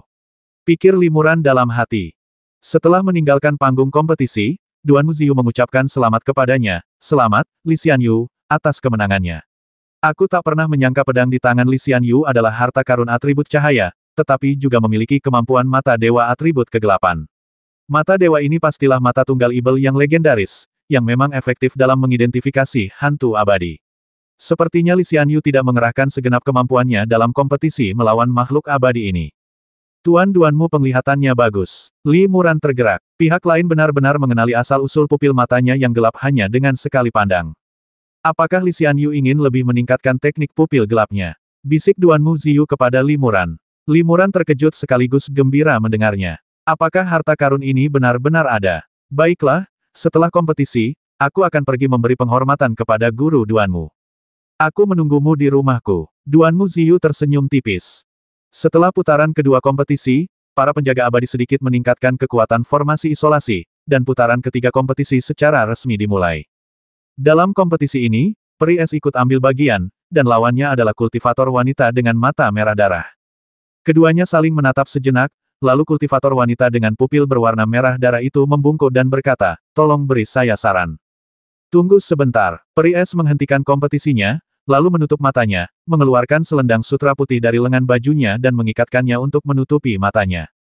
"Kita bisa mulai sekarang," kata Peri Es dengan ringan. Setelah Peri Es menutup matanya, para peri lainnya tercengang. Meskipun para kultivator tingkat tinggi dapat menggunakan pikiran spiritual mereka untuk menjelajahi lingkungan sekitar, itu tidak searah dengan melihat dengan mata. Terlebih lagi, ketika para kultivator tingkat tinggi bertarung, hasilnya hanya dalam hitungan detik. Jika pikiran spiritual mereka sedikit salah, bukankah mereka akan mudah dikalahkan? "Kenapa Peri Es melakukan ini?" tanya San Feng heran, mungkinkah pupil mata darah lawan begitu kuat sehingga Peri Es pun tak berani menatap mata mereka? Huan Ling mengangguk pelan pupil darah wanita ini agak aneh, berbeda dari kekuatan magis mata darah biasa, mungkin itu mata yang menangis darah. Tangisan darah. San Feng terkejut. Apakah itu binatang ibel kuno yang dikabarkan telah punah? Konon, ketika dewasa, ia mencapai tingkat dewa emas, yang memakan darah. Ia mahir menjadi parasit di tubuh binatang abadi dan binatang ibel lainnya dengan esensi dan darahnya sendiri, diam-diam tumbuh di dalamnya. Setelah dipanggil oleh tangisan darah, esensi dan darah laten itu akan mencuri jiwa inangnya, mengubah mereka menjadi boneka yang dikendalikan oleh tangisan darah. Ya, memang seperti itulah binatang ibel itu. Huan Ling berkata, "Konon, mata yang menangis darah itu bisa menyihir jiwa." Pupil darah kultivator perempuan lainnya agak mirip dengan mata yang menangis darah itu. Atau, dengan kata lain, dia memiliki garis keturunan menangis darah. Karena itu, bahkan Peri Es pun tak berani gegabah. Sementara Li Muran dan yang lainnya berkomunikasi melalui transmisi suara, kultivator perempuan dengan pupil merah darah telah bergerak. Ia mengulurkan jarinya dan menjentikkannya, tiba-tiba menembakkan kuku merah darah sepanjang lebih dari 1 inci. Kuku merah darah itu berubah menjadi bilah tajam berwarna merah darah, langsung menusuk Peri Es. Peri Es membuka mulutnya dan menyemburkan aliran energi dingin. Lingkungan di sekitarnya langsung berubah menjadi dunia es dan salju, membentuk lapisan-lapisan es padat. Pedang berdarah itu menembus lapisan-lapisan es, kecepatannya perlahan menurun. Ketika mencapai beberapa kaki di depan Peri Es, pedang itu berhenti total dan membeku di dalam es. Udara dingin berhamburan ke segala arah, dan tak lama kemudian, seluruh ruang kompetisi diselimuti udara dingin. Es pada perisai cahaya yang mengisolasi menyebar sejauh beberapa kaki, dan dalam sekejap, sebuah bola es transparan raksasa terbentuk, menyegel Peri Es dan lawannya di dalamnya. Seluruh tempat kompetisi menjadi wilayah hukum es milik Peri Es. Hanya dalam radius 100 kaki dari kultivator wanita bermata merah itu, tidak ada es yang membeku. Udara dingin perlahan mendekati kultivator wanita bermata merah darah itu. Kultivator wanita itu berusaha sekuat tenaga menggunakan berbagai kekuatan magis untuk melawan. Namun, kekuatan magis apapun yang ia gunakan, tidak mampu menembus es tebal di sekitarnya.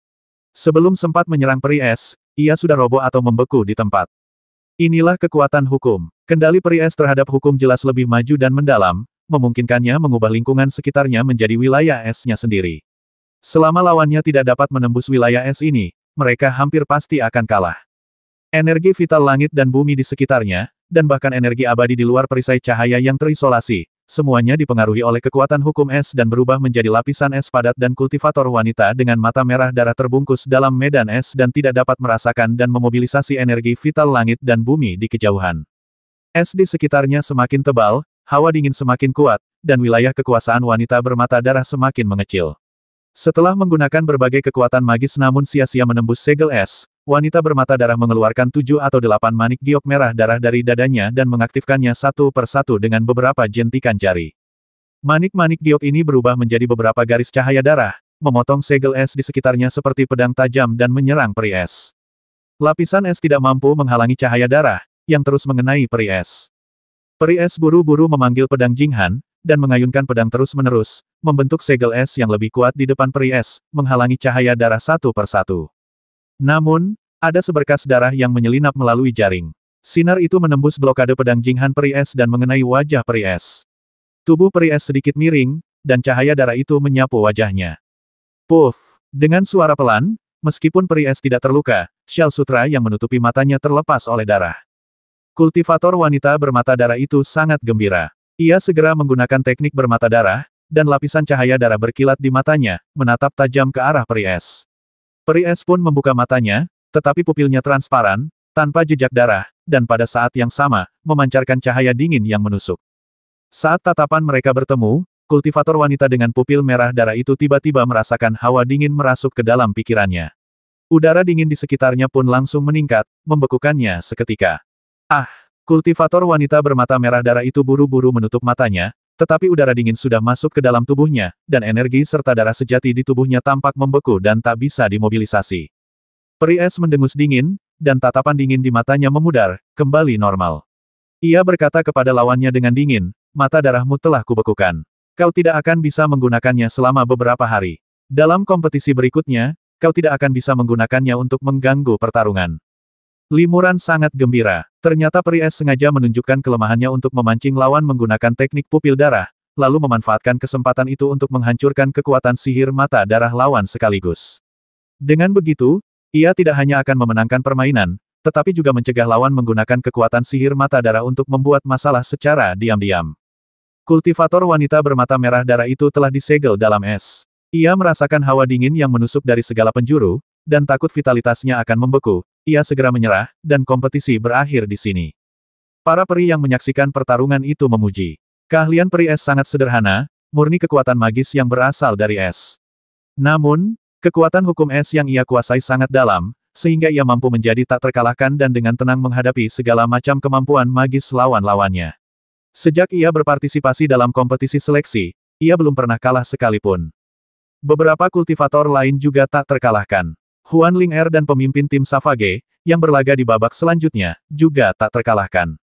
Namun, setelah babak ini, sudah ditakdirkan bahwa salah satu dari dua makhluk abadi itu akan kehilangan status tak terkalahkannya. Setelah meninggalkan arena kompetisi, peri es berkata kepada Huan Ling-er, semua anggota tim Savage sangat kuat, dan kapten mereka kemungkinan besar bahkan lebih tangguh. Ling-er, jangan gegabah. Huan Ling-er berkata sambil tersenyum, jangan khawatir, peri es. Aku belum pernah kalah melawan mereka sebelumnya. Lagi pula, aku bahkan sudah menyegel teknik mata darah mereka. Ling-er tidak akan diganggu selama kompetisi, jadi aku tidak mungkin kalah. Sepertinya tidak perlu ada pertempuran antar jenderal utama. Limuran merasa lega. Dalam 3 pertandingan pertama, timnya meraih 2 kemenangan dan 1 kekalahan. Selama Huan Ling-er memenangkan 1 pertandingan lagi, mereka akan langsung menang dan mendapatkan tempat terakhir untuk berpartisipasi dalam konferensi 10.000 dewa. Peri Huan, bagaimanapun juga, adalah inkarnasi dari seorang dewa surgawi. Ilusinya mustahil ditembus oleh kultivator setingkatnya. Karena ilusinya tak tertembus, dia sudah tak terkalahkan. Pikir Limuran dalam hati. Kini, mengingat kembali partisipasinya dalam kompetisi seleksi, selain ronde keempat melawan keluarga Duanmu, di mana Peri Bing kebetulan absen dari tim, sisa kompetisi berjalan relatif lancar, biasanya menang di 4 ronde pertama tanpa harus bergantung pada pertarungan penentu antara para jenderal utama. Silakan. Setelah Huan Ling-er terbang ke tempat kompetisi, dia hanya memberi hormat kepada lawannya dan kemudian mulai bertarung. Tunggu sebentar. Lawannya, pemimpin tim Savage, seorang pria tua botak berpenampilan sederhana, tiba-tiba berteriak. Sebelum duel, wahai makhluk abadi, adakah hal lain yang ingin kau sampaikan? Tanya Huan Ling-er, alisnya sedikit berkerut. Ia mengeluarkan ujung ilusi, tetapi tidak mengaktifkannya. Menurut aturan kompetisi, sebelum duel dimulai, jika lawan belum siap, mereka tidak boleh menyerang. Jika tidak, itu akan dianggap sebagai serangan diam-diam dan pelanggaran, yang mengakibatkan kekalahan. Pria tua botak itu tidak menanggapi ejekan Huan Ling'er. Ia mengeluarkan selembar kain hitam dari lengan bajunya dan menutupi matanya. Hah! Semua peri terkejut. Limuran juga terkejut. Pria tua ini benar-benar meniru pendekatan peri es. Apa dia pikir dia tidak bisa melihat ilusi Huan Ling'er, jadi dia hanya menutup matanya agar tidak teralihkan. Huan Ling'er tertegun sejenak, lalu tertawa terbahak-bahak. Sahabat abadi, apa kau benar-benar akan melakukan ini? Ini agak tidak adil bagiku.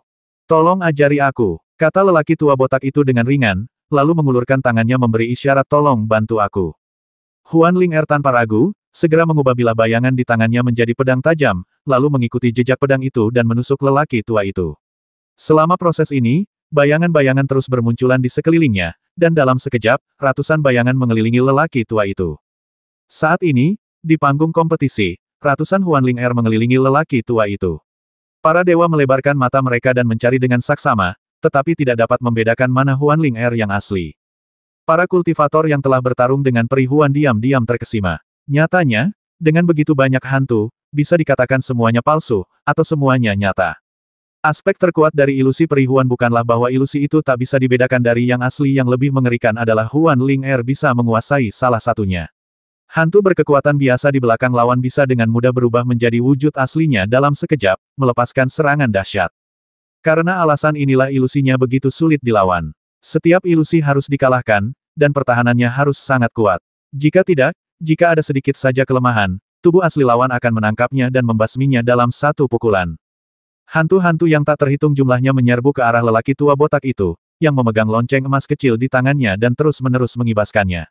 Saat ia mengibaskannya, lonceng itu berdenting, dan gelombang suara seperti riak menyebar ke segala arah. Bayangan-bayangan di sekitarnya terdistorsi dan tersebar oleh gelombang-gelombang ini. Orang tua botak itu tampaknya menyadari bahwa kekuatan hantu-hantu itu tidak kuat, dan dia tidak menggunakan terlalu banyak energi sejati dan kekuatan sihir untuk melemparkan lonceng emas itu. Huan Ling'er, yang tubuh aslinya melihat pemandangan ini dari kejauhan, terkekeh dalam hatinya dan terus-menerus memunculkan lebih banyak hantu, terus-menerus menyerang lelaki tua itu. Lelaki tua itu hanya menggunakan lonceng emas untuk melawan hantu-hantu di sekitarnya. Ia tampak sangat menghargai energi sejatinya. Kekuatan sihir yang ia gunakan sangat terbatas dan hanya cukup untuk mengalahkan hantu-hantu di sekitarnya. Sebagian besar makhluk abadi yang menyaksikan pertarungan itu menggelengkan kepala, terutama mereka yang mengetahui teknik peri Huan dan pernah menyaksikan pertarungannya sebelumnya. Mereka semua tidak setuju dengan tindakan lelaki tua itu. Meskipun lelaki tua itu tampak menghemat mana, sebenarnya tindakannya sangat berbahaya. Huan Ling'er bisa merasuki hantu manapun dengan wujud aslinya kapan saja. Hanya dengan gelombang suara lonceng emas yang lemah untuk melindunginya, lelaki tua itu tidak akan mampu menahan pukulan Huan Ling'er. Benar saja, setelah kebuntuan singkat, wujud asli Huan Ling'er menghilang ke dalam salah satu hantu, dan ia bergabung dengan puluhan hantu lainnya untuk menyerang lelaki tua botak itu. Seluruh prosesnya sama persis seperti sebelumnya, tanpa ada perbedaan sama sekali. Para makhluk abadi yang mengamati pertempuran tidak menyadari ada yang aneh, bahkan Limuran dan yang lainnya tidak menyadari bahwa Huan Ling'er telah menyerang diam-diam. Orang tua botak itu masih menggunakan lapisan gelombang suara untuk mengusir hantu-hantu di sekelilingnya, dan dia tidak tahu bahwa bahaya sesungguhnya sedang mendekat. Huan Ling'er mencibir dalam hati. Bersama hantu-hantu lainnya, ia menyerbu gelombang suara dan menusuk lelaki tua botak itu dengan pedang panjang di tangannya. Pada saat ini, lelaki tua itu tiba-tiba berteriak keras, dan lonceng emas di tangannya tiba-tiba berubah menjadi berukuran beberapa kaki, dan secara akurat menutupi tubuh Huan Ling'er. Huan Ling'er terkejut dan buru-buru menggunakan teknik melarikan diri dari hantu, ingin menyatukan tubuhnya dengan hantu lain, tetapi ia mendapati lonceng emas itu menyatu menjadi bola emas, mengelilingi dan menjebaknya sepenuhnya. Koneksinya dengan hantu lain juga terhalang oleh lonceng emas, dan ia tidak dapat menggunakan teknik melarikan diri dari hantu untuk sementara waktu. Tidak hanya itu, Jin Ling juga menyerang perisai cahaya isolasi, dan dengan suara bang perisai cahaya itu hancur, dan Jin Ling terlempar keluar dari tempat kompetisi. Huan Ling'er menjerit pelan, lalu mengayunkan pedang hantu di tangannya sekuat tenaga, membuat retakan di sisi lonceng emas. Ia memanfaatkan kesempatan itu untuk melesat keluar. Terima kasih. Pria tua botak itu melepas kain hitam yang menutupi matanya, membungkuk kepada Huan Ling'er dari kejauhan, dan berkata dengan dingin.